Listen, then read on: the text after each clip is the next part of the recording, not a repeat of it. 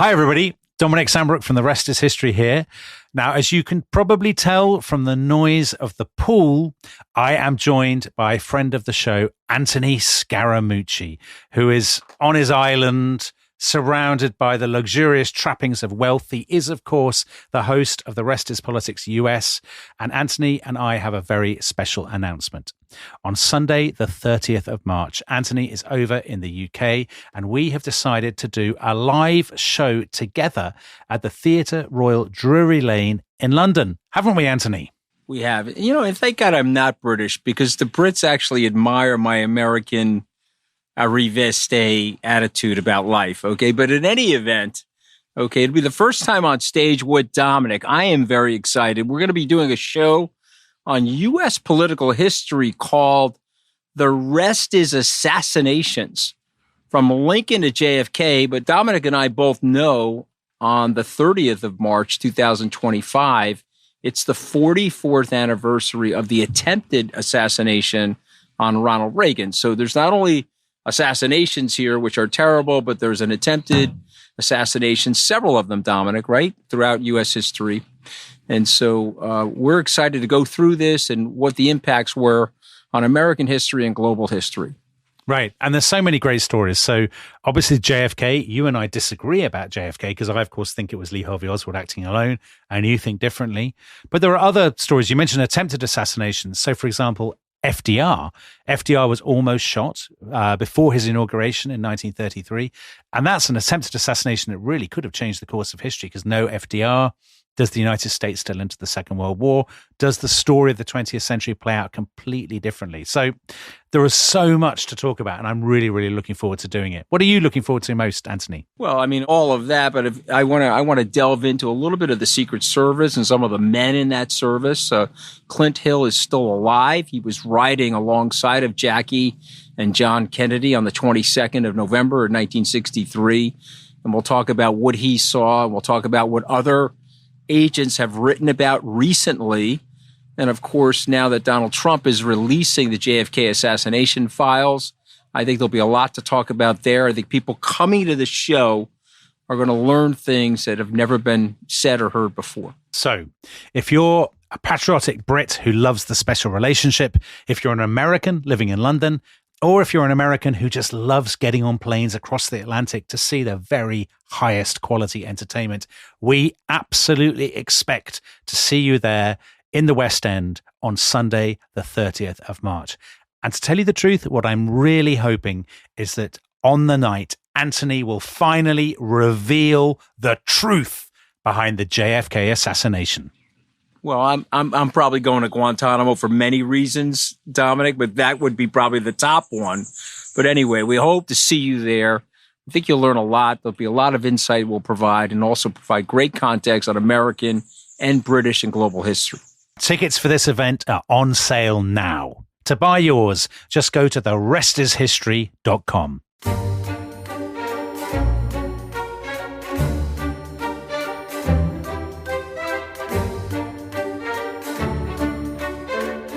Unfortunately, this is not the book you seek. I discovered it in my boxes on my return from Bohemia. But one treasured book was missing.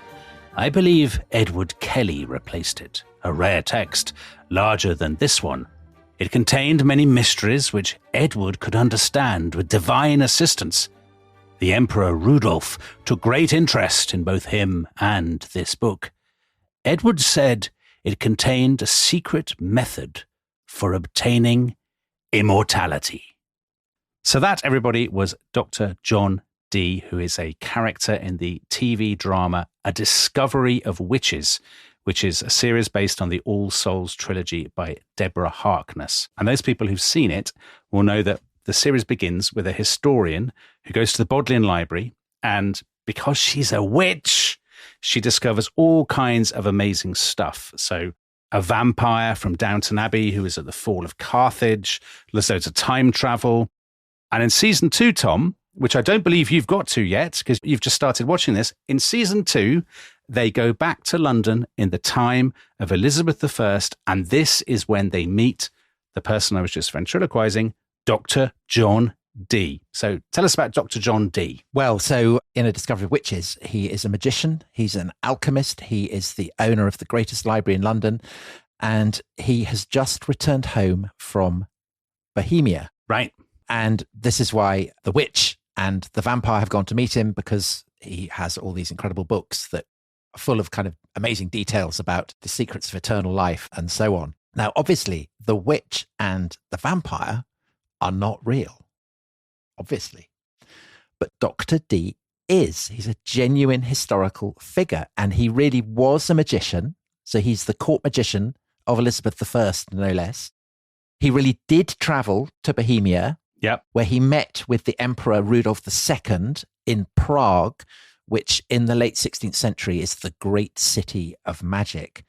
And he really did work with this guy who's name checked in that passage you read, this guy called Edward Kelly, a medium who claimed to be able to communicate with angels, or perhaps, Dominic, these angels are in fact demons. Of course. And to have penetrated the wisdom of the heavens. What a story. What's a story? Yeah, amazing story. And Dr. Dee is an amazing character. And it struck me when we were doing the series about the Nazi invasion of Poland that we've actually done loads of stuff on the Nazis, but we haven't really done many episodes on that other great obsession of the British education system in the field of history, which of course is the Tudors. No. And I thought that doing an episode on Dr. Dee would be a good way of making amends, because he is a fascinating topic. Well, just to be clear to the listeners, we're not really about making amends on the rest of history, because we do whatever we like.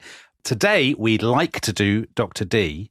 And Dr. Dee, I mean, one reason for doing him, quite apart from what a fascinating person he is a brilliant way of getting into the story of 16th century England, because he lives right the way through from the final days of Henry VIII all the way through to the advent of James I, James VI of Scotland, and the dawn of a new era, doesn't he? So this is the age when England is sort of seesawing wildly from Protestantism to Catholicism and back again. Yes. And Dee kind of holds a brilliant mirror up to this. And I use that metaphor advisedly because he's very into mirrors and thinks that you can see all kinds of strange supernatural things within mirrors, as we will see. But the reason that he's particularly interesting on this is that particular period, so when Henry dies, followed by Edward VI, who's a Protestant, followed by Mary, who's a Catholic, followed by Elizabeth, who's a Protestant, Dee has to negotiate all that. And he only succeeds in doing that by the absolute skin of his teeth. But as you say, he then lives right the way through the reign of Elizabeth, and he associates with lots of leading figures from her reign, including William Cecil, her great chief minister, Sir Walter Raleigh, the guy who, of course, puts his cloak in the puddle, but also goes off to found colonies in the New World and to search for El Dorado. And as you said, he dies in the reign of James I, so in the kind of the post-Tudor age, at the age of 81. And so, his life spans much of the Tudor age. So I think that's a very good reason to look at him. But also another reason is that he has a key role to play in what is a crucial turning point in English history, a kind of shifting of England's horizons from the continent of Europe to overseas. So 1558, which is the last year of Mary's reign, a fateful episode, the fall of Calais to the French, which of course had been won by Edward III in the 100 Years' War, had been kept by England ever since, but it falls to the French in that year. And that effectively is the loss of England's last continental possession. So in a way, that is kind of almost the end of the 100 Years' War, the real end of the 100 Years' War. Yeah. And Mary is devastated by it. And there's this famous comment she's supposed to have made that when she dies and people cut her open and look at her heart, they will find Calais inscribed on it. Under her sister, so Elizabeth succeeds Mary in that same year of 1558. Under Elizabeth, her subjects start looking westwards to Ireland, but also beyond Ireland, across the Atlantic to the New World, which the Spanish have begun to colonize. And the English start to think, well, we would quite like a bit of this.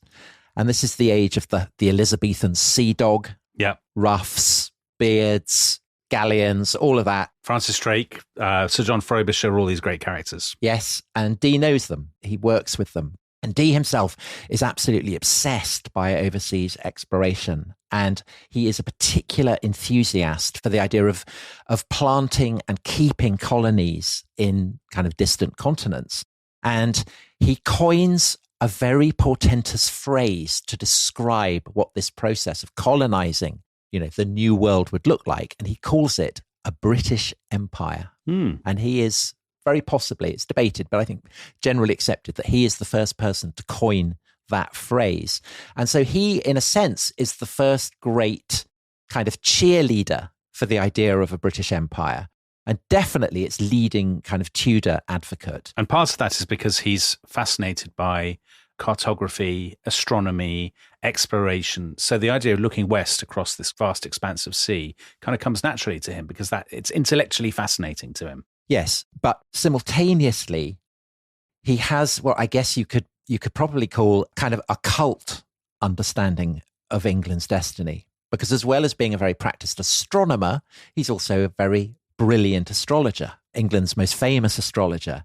And over the course of Elizabeth's reign, there are kind of celestial signs that he interprets as presaging the end of days, but more specifically, the fact that before the end of days, Elizabeth will come to be hailed by both Catholics and Protestants across Europe as the last empress, and that this is her great cosmic destiny. Wow.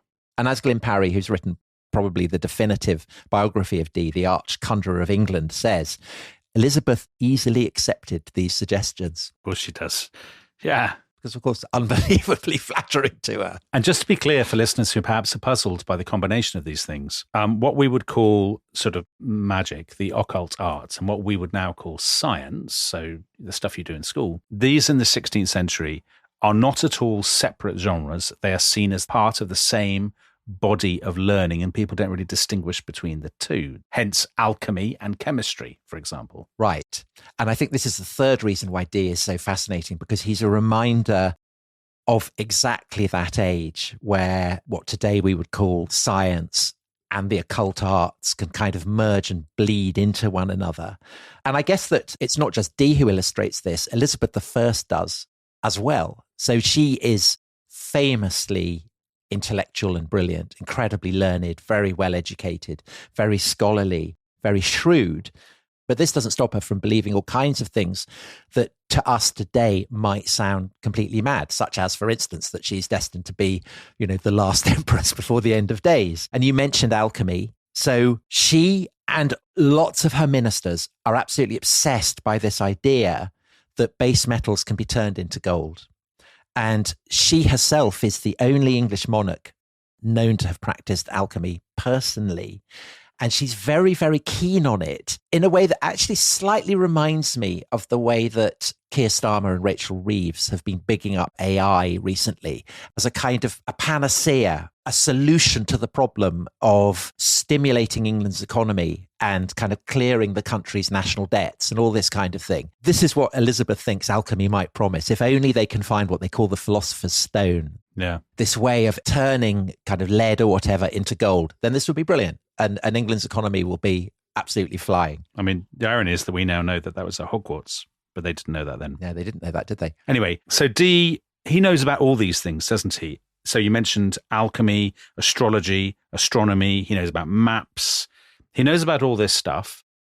But this is quite dangerous at the same time, isn't it? Because in a Protestant age, a lot of people are very suspicious of all of this knowledge. Yeah, because they see it simultaneously as being satanic, potentially, but also Catholic, as papist. And of course, as Protestants, they tend to conflate the satanic and the papist. And Dee absolutely understands this for reasons that we will explore, because he's sailed very close to the wind a number of times. And he is actually an obsessively private person, and he makes sure to keep his kind of most venturesome occult explorations absolutely secret. And the most extraordinary of these occult explorations are those that take him to Prague, embroil him with this extraordinary figure, this medium, Edward Kelly, and potentially open him up to very serious charges of necromancy. And essentially, what this great climactic adventure of Dee's life, and it reverberates so powerfully that a series set about vampires and witches in the 21st century can kind of allude to it. Dee wants to learn the language of the angels. And he believes that Kelly is the one man who can access it for him. And this is because Kelly, I've described him as a medium, but he's more properly what the Elizabethans would have called a scryer, which is a man with a gift for contacting the dimension of the supernatural by gazing into a glass, so a crystal ball. You know, if you see things in a crystal ball, you're a scryer. But in the Elizabethan period, more properly into a kind of mirror or a glass or a kind of a shining stone. And Kelly does this, and Dee believes that the figures that Kelly sees in his mirror are indeed angels. But of course, the shadow hangs over this entire venture. What if they are actually demons? Right, because how do you tell the difference? Yeah, what if these figures are pushing Dee and Kelly towards satanic ends? And as we will see, the revelations that Kelly supposedly has do indeed, in the end, lead him and Dee on a very, very dark path. And it ends in absolutely shocking scandal. And it's a reminder that the occult is dangerous, both because those who practice it might end up being charged with necromancy, with witchcraft, but also because the supernatural itself may prove to be dangerous. Crikey. May prove to shelter, potentially deadly peril. Exciting. But before we get into all that, before we get to the shadows and the deadly peril, what we haven't done is actually tell people exactly where we are and who we're dealing with. So let's do a bit of that. John Dee, he's born in summer of 1527. He's born in London, in the shadow of the Tower of London. But actually, he is of Welsh descent, isn't he? So his father is called Roland, and he's from Radnorshire. Yes, and John Dee would always claim that he was descended from a great line of Welsh princes from Gwynedd. But in reality, it seems that his forebears were kind of impoverished cattle farmers. And that is one of the reasons why Roland Dee ends up coming to London, because, great expectations. And actually, he does amazingly well for himself. He's obviously a very smart, shrewd businessman.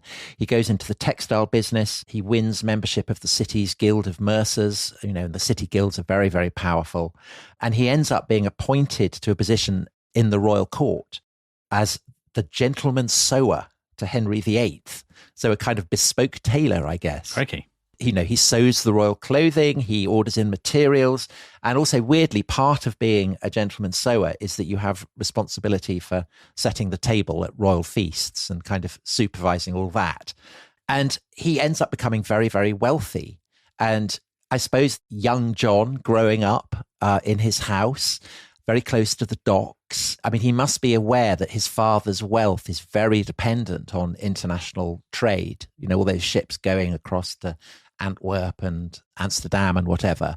And it may be, I guess, that this is what fosters a kind of interest for him in the idea of naval exploration. Right. And of naval imperialism. And we know that John Dee must have been an extremely bright boy. And of course, because his father has done very well, he's able to send his son to a grammar school and then sent him to Cambridge University, where Dee, again, is brilliant. And it's at Cambridge. It's a mixture, isn't it? Because there are some people there who are hot Protestants, very evangelical, at his college, St. John's. It's famous for its evangelical Protestants. But there's quite a lot of diversity. There are loads of Catholics as well. So he's getting ideas and whatnot from everywhere. And he's quite ecumenical by nature. Yeah, so St. John's College has been in existence for about 30 years when Dee goes there. And as you say, it has these very, very brilliant Catholic humanists, but it is also getting a reputation for kind of radical Protestantism. And Dee, he's a kind of instinctive centrist, almost a kind of slippery centrist, you might say, bearing in mind what's going to happen, as we'll see. But I guess a kind of more generous way to put it might be to say that he feels the tug of aspects both of Catholic and Protestant doctrines and religious practices. He seems to have been kind of genuinely ecumenical, which is quite rare in the 16th century. He's a very devout man, but he doesn't feel a kind of instinctive sense that he has to stand on one side or other of this great religious divide that is opening up. Right. And of course, in that, he will be a bit like Elizabeth I, who is also kind of quite like that. So that's an important aspect of his character that develops at Cambridge. And another is a taste for theatrical spectacle. So 1546, he graduates from St. John's and he goes to Trinity, Cambridge, which has been founded by Henry VIII. So there's still a statue of Henry VIII at Trinity College. And Dee is appointed as one of the founding fellows. And one of his jobs is to stage plays. So Cambridge colleges, they love plays. And Dee does this Aristophanes comedy, so kind of ancient Greek comedy. And it the stage directions require a character to fly up to Mount Olympus on the back of a giant dung beetle. Bizarre. That's a challenge. But Dee pulls it off with a kind of amazing coup de théâtre. He has very innovative use of pulleys and mirrors, and people sat there watching this can't believe what they're seeing. And it's so impressive, this kind of visual special effect, that in the long run, it leads to accusations that he could only have achieved it via witchcraft.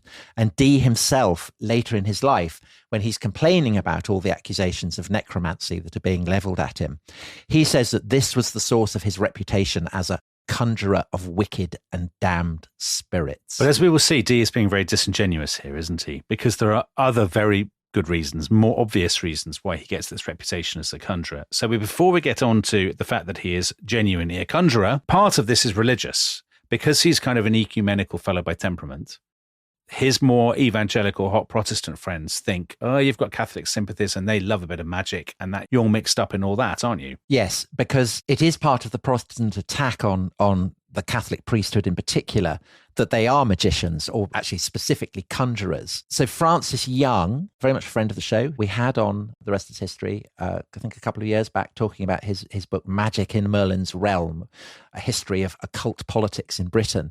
So in that book, he points out that there is a measure of truth to this Protestant accusation that Catholic priests are conjurers, because, to quote Francis, priests were quite literally conjurers, since they received the minor order of exorcist on the way to the priesthood, and conjurer was just a synonym for exorcist. A priest exorcised or conjured every time he baptized, so, revoking Satan and all that kind of stuff. And traditional exorcisms of salt and water preceding the Mass were considered an integral part of the rite. So the fact that Dee seems to have been quite fond of these practices and these rituals kind of does cast him in Protestant eyes as a bit of a conjurer. But if that's not sinister and un-English enough, he's also really interested in maths, isn't he? Which is also a very sinister. So calculating and conjuring are synonyms at the time. Yes. And so doing a lot of complicated equations and whatnot is an unmistakable sign that you're in league with the devil. Yes, so there's that as well. And Dee is such a brilliant mathematician that he actually gets offered to be professor of mathematics at Oxford, and he turns it down because he's hoping for better things. But he's clearly, again, he is seen as being the best at maths in England. Yeah. And again, this kind of suggests that he might be a conjurer to people who are not au fait with, as you say, simultaneous equations. But this isn't the only reason that Dee comes to be associated with magic. Yeah. Because actually he is investigating it. Right, exactly. He is a conjurer. I mean, there's no two ways about it. Yeah, he genuinely is. Yeah, he's trying to keep this quiet, but right from his earliest days as an undergraduate at Cambridge, he is genuinely studying the occult arts in some detail. And he does it at St. John's, he does it at Trinity, then he goes abroad, he studies in the Lowlands, he ends up studying in Paris. And everywhere he goes, he is combining his studies in mathematics, in philosophy, in astronomy, kind of what you might call legitimate subjects, with an exploration of more magical and occult avenues to wisdom and knowledge. So alchemy and astrology are two obvious ones, but even more exciting is the language of the angels, which he's absolutely obsessed by, isn't he? Yeah, so we mentioned this. He first starts kind of thinking about this. He's in Paris studying there, and he has his eyes opened to the possibility that he could access the language of the angels, which he equates with the language that God had used when he spoke to Adam in the Garden of Eden. Yeah. And Dee comes to think that this kind of primal divine language, that it must have a grammar, it must have an alphabet, and that because God has created all the universe, therefore this language must interfuse the whole of nature, everything that you can see and everything that you can't see. and that if only you could unlock the secrets of this language, then the mysteries of the universe itself would be unlocked. And there's something kind of almost of nuclear physics there. Right. The idea that there is power to be obtained in unlocking the kind of the secret dynamics of the cosmos. And this is what Dee is after. He wants to harness its power. And Dee attempts to harness this power and to penetrate its secrets, partly through his own studies. So he accumulates an absolutely massive library. But of course, another option is also floating in his mind. And that is, well, what if I reach out to these angels, and what if I can find someone who can understand the angelic language? And this guy Kelly is going to come into view eventually, isn't he? But before we get to that, it's all kicking off politically. And this is very challenging for Dee himself, because he could be facing a very brief appointment with either a funeral pyre or whatever, or the chopping block. And this comes back to Edward VI, ultra-Protestant, 4 years old or whatever he is. Yeah. He dies in 1553. And we did a podcast about this. We did a 2-part about Lady Jane Grey. There are Protestants who want to stop Edward's sister Mary, who is Catholic, becoming queen. But that fails, and Mary, who is determined to turn back the clock and restore Catholicism, is back on the throne. Now, why is that a problem specifically for Dee? Well, Dee's dad seems to have been very embroiled in these Protestant attempts to stop Mary coming to the throne. And when Mary successfully brushes these attempts aside, so Lady Jane Grey is defeated, she has her head chopped off and all of that, which we did in those previous episodes, as you said. Mm-hmm. Dee's dad gets caught up in this. He gets sent to the Tower. He's released, but massively fined. And basically this destroys his credit. So from that point on, he's ruined. And this has a massive knock-on effect on Dee, who had been relying on his father basically to subsidize his studies. And it means that Dee now has to kind of turn his academic studies, maybe his occult studies, into either money or into royal favor, which in turn would give him kind of various perks and livings and enable him to live in the style to which he has kind of grown up accustomed. But obviously this is very tricky in a world where Mary is Catholic. She's, what would you say? I guess you'd say Mecca, making England Catholic again. That's her business. Okay. But lurking in the background, her heir is Elizabeth, who's a Protestant. Yes. So Dee's approach to this problem is massively to hedge his bets. So one solution, despite the fact that actually under Edward VI, he'd seemed very keen on the Protestant Reformation. I mean, he'd said all the right things, despite the fact that secretly he was quite into Catholic ritual. Mm. Under Mary, he becomes a Catholic priest. And he does it in a single day. So you have to go through 6 degrees of ordination. And these are rushed through. Very, very unusual that you can become a Catholic priest in a single day, I gather. He's able to do this because it is facilitated for him by the Bishop of London, the Catholic Bishop of London, a guy called Edmund Bonner. And he ends up being called by Protestants Bloody Bonner. So that gives some idea of his reputation with the more evangelical wing of Christian. But actually Bonner he's a very shrewd, very charming man if he's not, sending you to be burnt at the stake. Yeah. He seems very keen on Dee. And it is thought that this is because they may well have been related. So Bonner as well seems to have come from the Welsh Marches. So that's good. Dee is now a Catholic priest. This will obviously help him with Mary. But what about Elizabeth? How can he keep Elizabeth on board? Well, now that Dee is a priest, he can go to Woodstock, where Elizabeth, who essentially is being kept under house arrest, she is allowed to go and hear mass in Woodstock. And he can kind of make contact with her. And when he makes contact with her, Dee's reputation as the best astrologer in England is already secure. He casts Elizabeth's horoscope, he casts Mary's horoscope, and he casts the horoscope of Philip of Spain, to whom Mary is married. And this, of course, is exceedingly dangerous because essentially, he's letting Elizabeth know that the heavens have predicted that she will become queen. And presumably that means that the horoscopes that he's cast for Mary and Philip are not as positive. And encompassing the death of a king or queen is a dodgy thing. And he doesn't manage to keep this a secret, does he? So the word gets out. And when people know that he's done this, I mean, he's in real trouble. He really is. So he's arrested. He's charged with calculating, conjuring, witchcraft, I mean, this is very bad. And on top of that, this informer appears who accuses Dee of having used enchantments to kill one of this guy's children and to have blinded another. So that's kind of added to the tally of necromantic crimes. And Dee, like his dad, is sent to the Tower, where almost certainly, although he never actually mentions it, but this would have been standard procedure, he's probably put to the rack. So suffers quite brutal torture. And things look really bleak for him, but he does still have this one trump card, which is the Bishop of London, Edmund Bonner. And Dee is brought before Bonner, who couldn't be more charming. Not only does he license Dee's release, but he actually then employs Dee as his personal chaplain.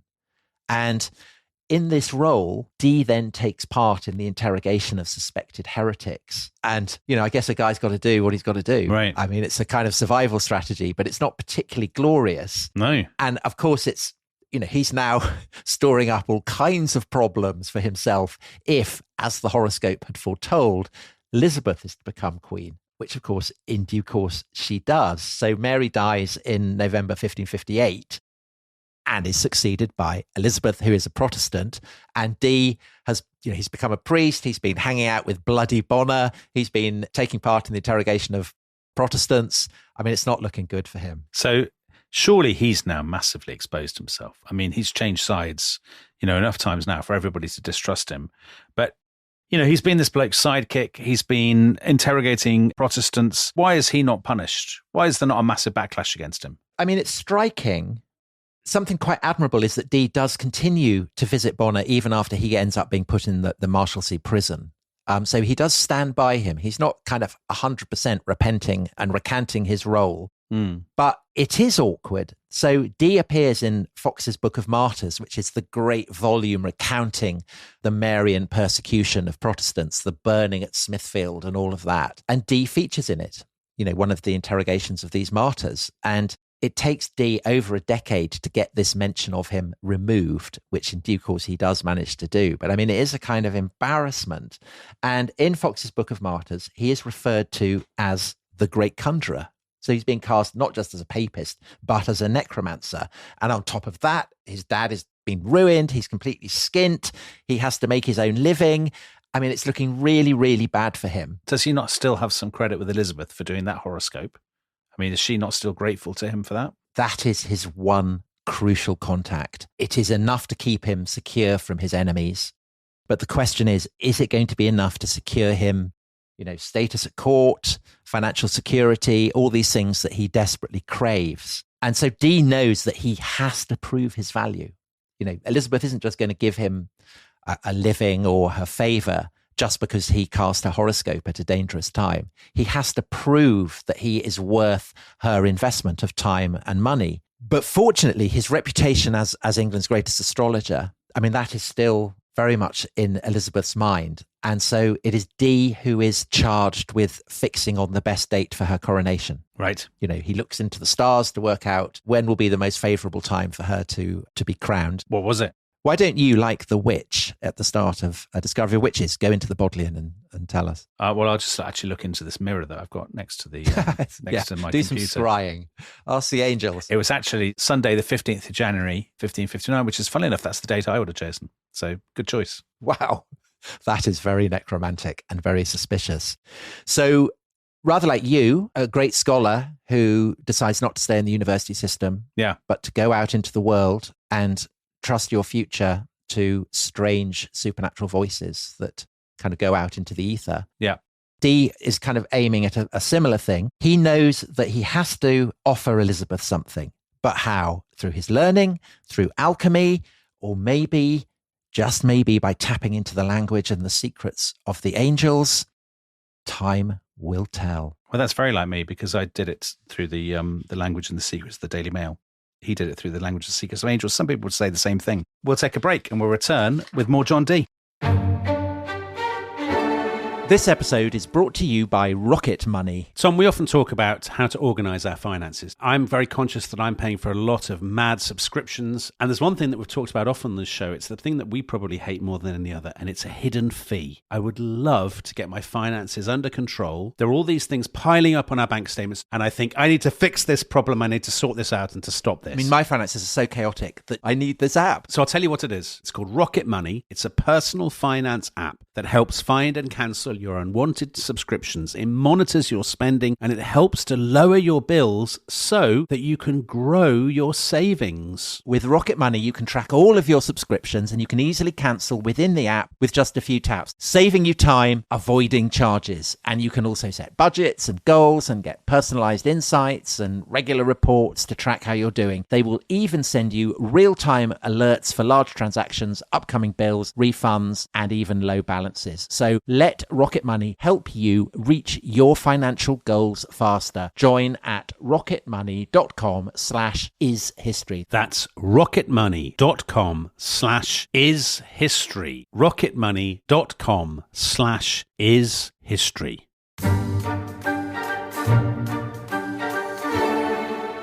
At 4:00 in the morning, my mother Jane Dee died at Mortlake. She made a godly end. God be praised, therefore. She was 77-year-old.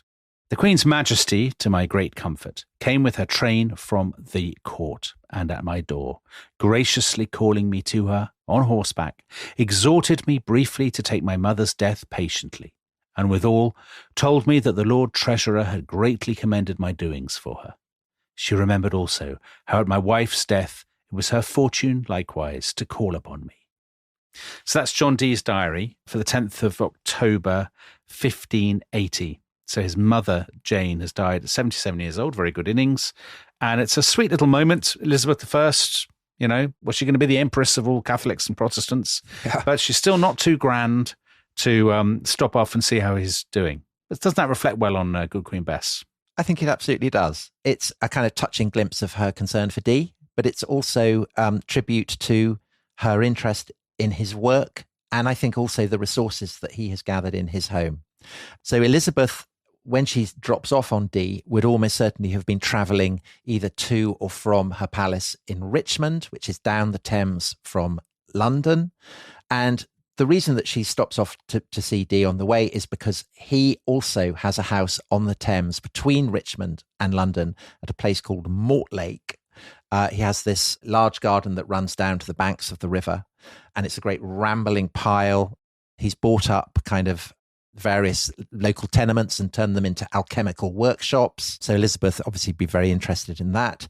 But his house contains possibly an even greater wonder than his alchemical workshops, which is the largest private library in England. And this is knowledge is power. This is why Elizabeth is interested in Dee and in these kind of incredible resources of learning that he has in his house. And a great example of that is this project that he's fascinated by, well, he has been fascinated by for most of the preceding decade, which is this idea that you mentioned in the first half of a British empire. It's so interesting that he's using those words before there is even really a British empire. Yeah. But the funny thing is, he's obsessed by the sea and cartography and all of that, but he's never been to sea himself. Well, as you know, a lack of experience doesn't necessarily preclude one from pontificating about it. No, of course not. I mean, Dee's genius, and I think it's not an exaggeration. I mean, he is a remarkable man. It lies in the way that he is able to kind of blend and fuse an amazing kind of array of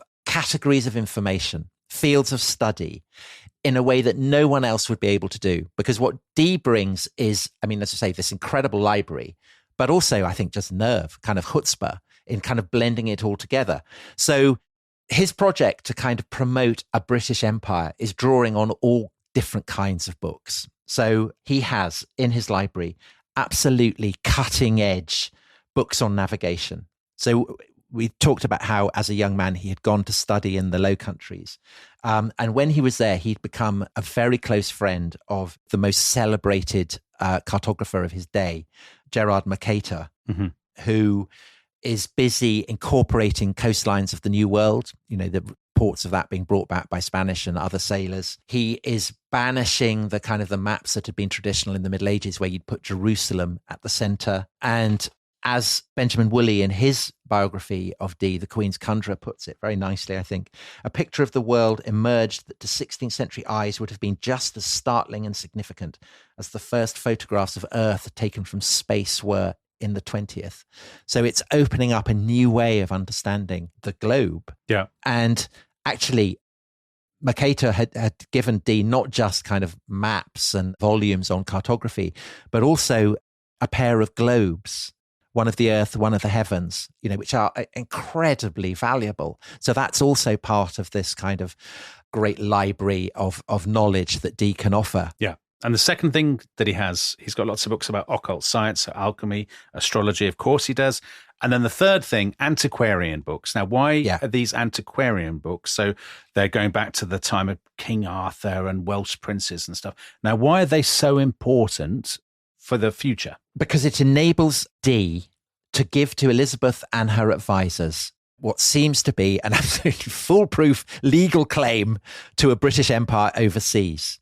And you mentioned King Arthur, so that's an important part of it. Dee adduces all kinds of ancient texts and histories proving that Arthur had conquered most of the continent, but had also conquered a whole chain of islands leading to Greenland and beyond Greenland into what people would now recognize as being America. So this is brilliant. This proves that Elizabeth is absolutely destined to be the last empress.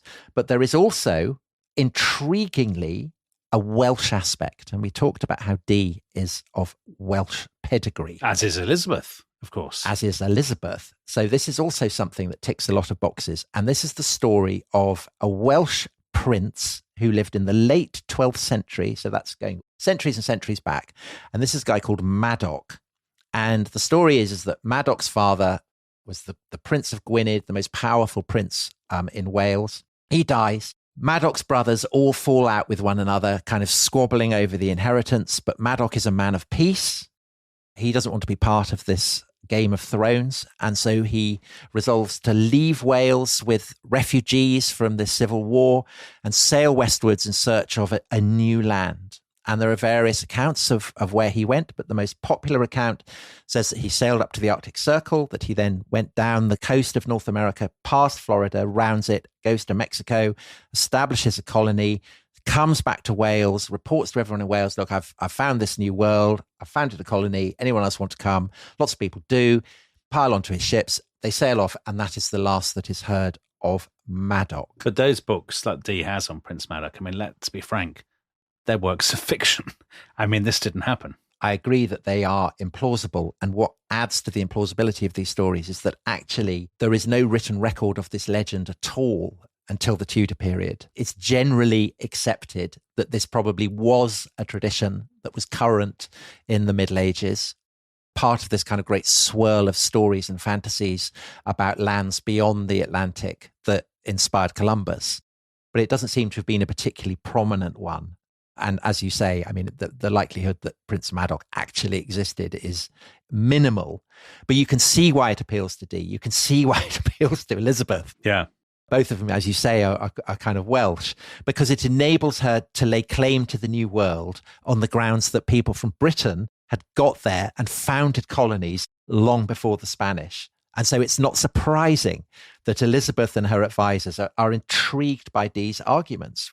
They are a kind of mad and inimitable blend of the practical, so all the maps, the occult, the last empress, and the antiquarian, Arthur and Madoc, all kind of mixed up, basically to provide the English with a justification for going abroad and nicking stuff from the Spanish, and indeed in the long run from Native Americans. Yeah, so it actually genuinely matters, and it inspires particularly Walter Raleigh, doesn't it? Yes. You mentioned in the first half him going off to El Dorado, or of course he famously went off to Virginia and founded the Roanoke colony. And he's been reading or listening to Dee. These ideas are rattling around Walter Raleigh's brain. So this actually has real world consequences. It absolutely does. And Raleigh always remains Dee's patron. But the problem is he gets caught up in, all kinds of faction fights and court intrigues. And when Raleigh falls from favour, Dee risks falling from favour. And certainly by the 1580s, Dee is getting quite nervous that his credit at court is getting severely overdrawn, that Elizabeth seems to be a little less fond of him than she was. So at one point she was, praising him as my philosopher. Yeah. But those days by the 1580s are starting to fade away. And there are very influential factions at court led by William Cecil, who is the greatest of all Elizabeth's ministers, who's very opposed to this vision of an overseas empire because he thinks it's quixotic and, even worse, very expensive. And so Dee, he's stuck. He doesn't have a private fortune. He needs the support of great figures at court. And so by the early 1580s, he's looking around for a new patron. And in the space of just over a year, so that's between 1582 and 1583, he meets not one, but two people who seem to open up to him dramatic new avenues of promise. And the first of these is a man that we've been mentioning, alluding to, kind of touching on throughout, but never actually saying, who he is, where he comes from, why he's so significant. And this is this mysterious figure, this medium, this scryer, Edward Kelly. So he's the bloke who's talking to the angels. And we can't be entirely certain where he came from. He's probably of Irish descent, hence the name Kelly. Yeah. But he's from the Midlands, right? From Worcester, possibly. From Worcester, probably educated at Oxford. He certainly seems to have known Latin and Greek. Yeah. And he marries a woman called Joanna, Dominic, from Chipping Norton, your neck of the woods. Yeah. And he always seems to have had a quality of the disreputable. So there are lots of stories that he had his ears cropped, which was the punishment for forgery. And we don't know whether that's true, but it is telling perhaps that he always seems to have worn a cap pulled down over his ears. So who knows? Yeah. So a slightly shady, mysterious figure. When he turns up at Dee's house in 1582, Dee thinks he is great. And the reason for this is that Kelly proves himself very, very rapidly to be the most talented, the most formidable scryer that Dee has ever met. Hard to imagine how you'd measure that. By the quality and richness of the visions that you have. So, Dee has been trying to contact angels for decades. He's been employing various people who claim to have this ability because Dee himself doesn't. Dee gazes into kind of mirrors and sees nothing. He has this incredible obsidian mirror that seems to have come from Mexico, so kind of Aztec mirror, that is kind of ideal for the purpose. This should be opening up massive great visions of the heavens, but he can't do it. It's like having a computer being unable to switch it on or something. He needs someone to do it for him. And of course, the risk is this makes him an absolute gull for fraudsters and charlatans and crooks. And all the people that Dee has been employing do turn out basically to be crooks. But Kelly seems to be the real deal. And Dee records his first attempt to kind of gaze into this Aztec mirror and summon up the angels. And it happens on the 10th of March, 1582. So he describes Kelly. He then settled himself to the action, and on his knees at my desk, setting the stone before him, fell to prayer and entreaty, etc. In the mean space, I in my oratory did pray and make motion to God and his good creatures for the furthering of this action. Within 1/4 of an hour or less, he had sight of one in the stone. I then came to him to the stone, and after some thanks to God and welcome to the good creature used, I required to know his name. And he spake plainly to the hearing of Edward Kelly, so Dee can't understand what is being said, that his name is, which Kelly reveals is Uriel. I mean, you made the noise of the angel there, but Dee can hear nothing. And Dee, I think it's fair to say, can see nothing. No.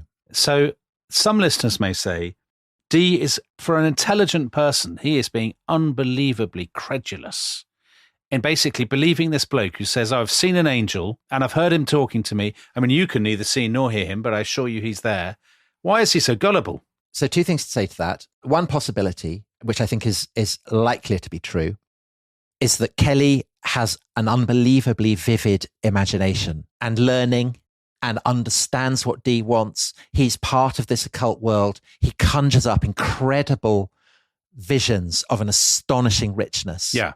And the things that he is reporting are the kind of things that Dee is expecting, only better. So Kelly's probably read the same books, in other words. Kind of. He's plugged into the same world. Yeah. The other possibility, which is one that occultists to this day uphold, Okay. is the possibility that he really was seeing.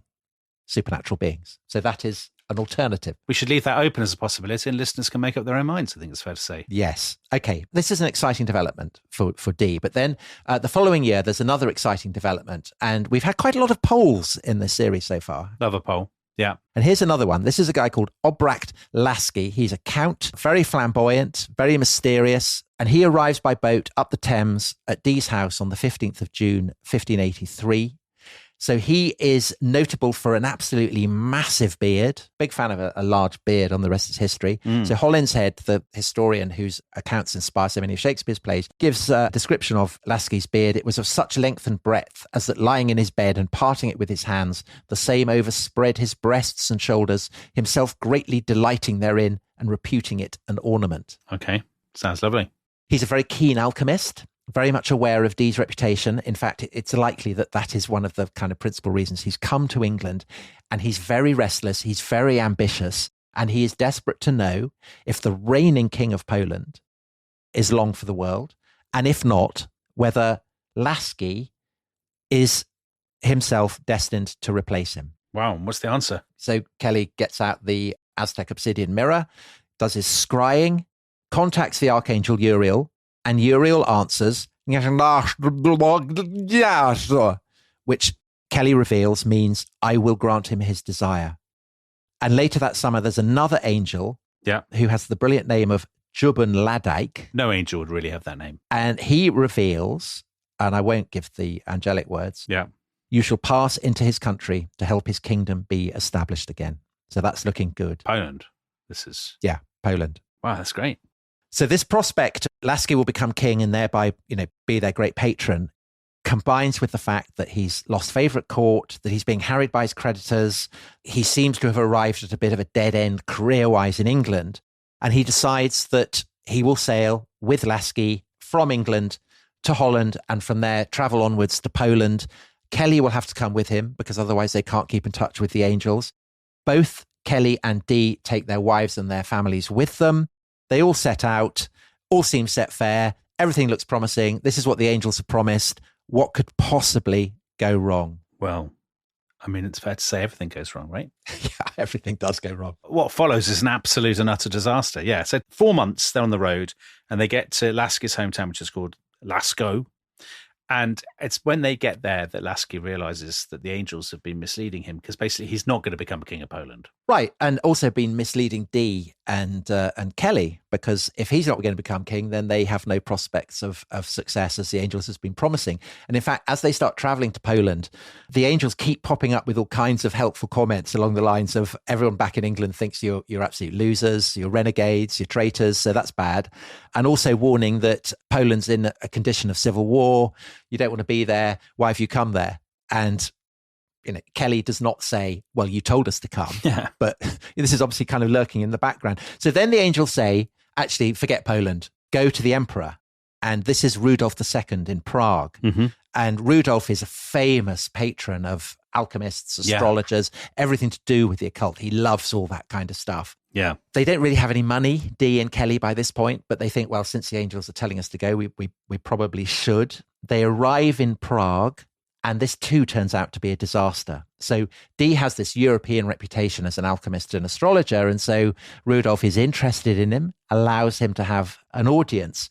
But disastrously, an angel has popped up and told him to go to Rudolf and rebuke him for his sins, which Dee is absolutely terrified about doing, but the angel insists on it. So Dee goes and does this, and it doesn't go down tremendously well. This is like Kelly winding Dee up, surely. And what makes it even worse is that just before Dee goes in for his interview with Rudolf, Kelly's been arrested for brawling with one of the Imperial Guards, has been locked up, and so Dee has to go and get him out. And adding to the fun is the fact that a particularly sinister angel has appeared on the scene, and she is called Madimi, and she has the appearance of an 8-year-old girl who wears a kind of a splendid satin dress, a gown that changes from red to green and back again. And she starts warning them that Satan is after them, that Satan seeketh the destruction of thy household and the life of thy children. So just for a second, your own personal view, like what's going on with Kelly? He's conjuring up this, or he's pretending he can see like this weird girl and all that. Is he mad, or is this a colossal con? Is he a fraudster?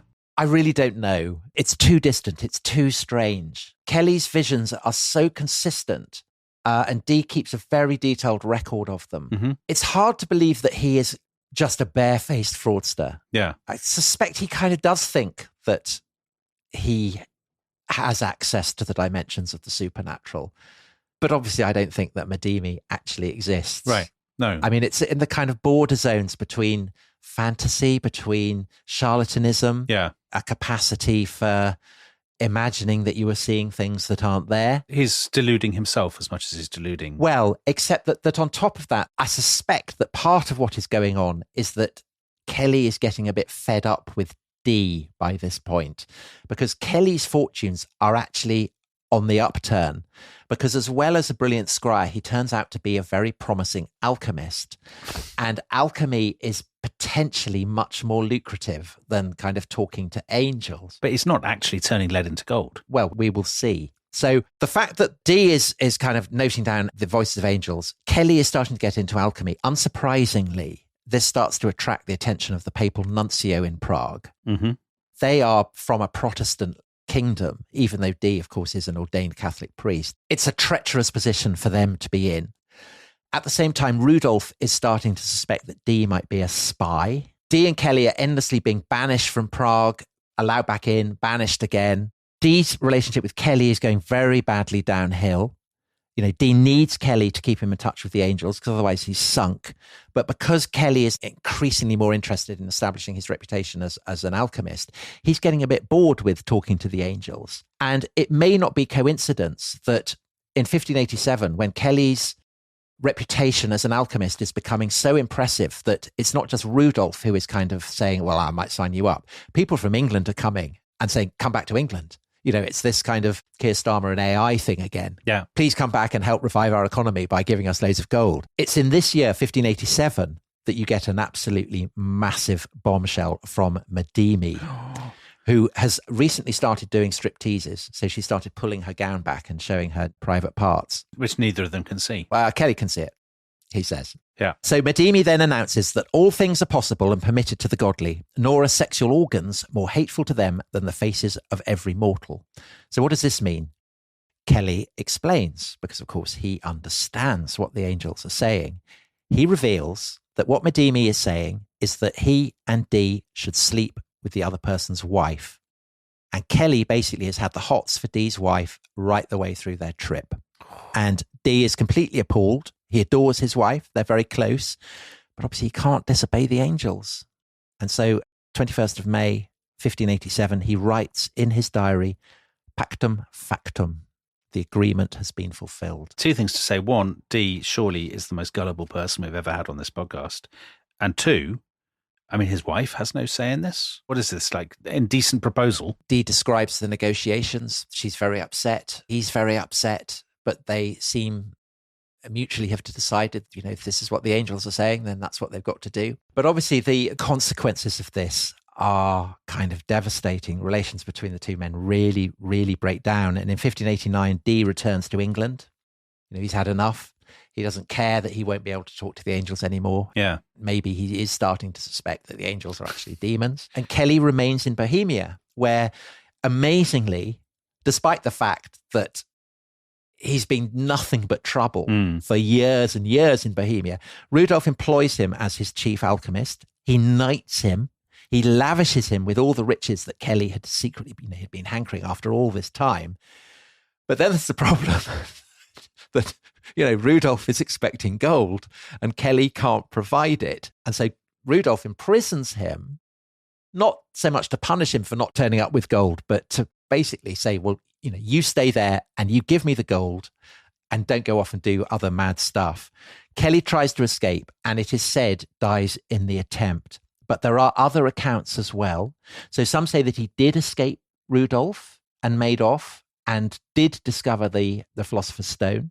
Right. Others say that he, a bit like the men who become the Nazgul, that he transmutes into a kind of ghoulish spectre and is seen stalking the lands of Bohemia. And there are others, occultists, living today who say that Kelly never died, that he's still on the scene, he's still around. Wow. So, I mean, all of those, I guess, are kind of pretty tragic ways to go. Well, unless you're still around. I mean, that's great. Would you want to live? Maybe you would. Dee's not still around, is he? Dee's definitely not around. So he goes back to England and he has a very kind of miserable last few years. So he goes back to Mortlake, to his house, and he finds that it's been absolutely trashed, and his beloved library, people have gone in and they've nicked loads of volumes.